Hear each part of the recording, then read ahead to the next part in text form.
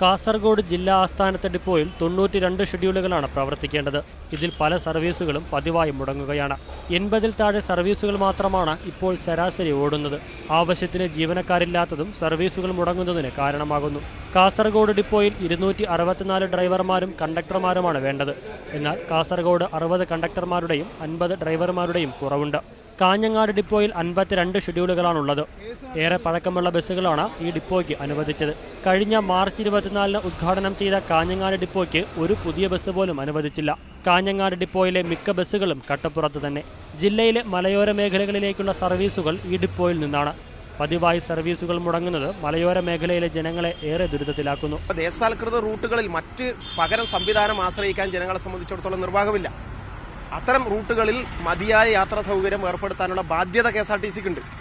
അത് വേണ്ടത്ര പ്രയോജനപ്പെടുത്താൻ KSRTC തുനിയുന്നില്ല. ആവശ്യത്തിന് സ്പെയർ പാർട്സുകൾ ലഭിക്കാത്തതിനാൽ തകരാറിലായ ബസ്സുകൾ യഥാസമയം അറ്റകുറ്റപ്പണികൾ നടത്താനാവുന്നില്ല. യാത്രയ്ക്ക് KSRTCയെ മാത്രം ആശ്രയിക്കുന്ന ദേശസാൽകൃത റൂട്ടിലെ ജനങ്ങളാണ് ഇത് കാരണം ഏറെ ദുരിതത്തിലാവുന്നത്. മീഡിയ 1 കാസർഗോഡ്.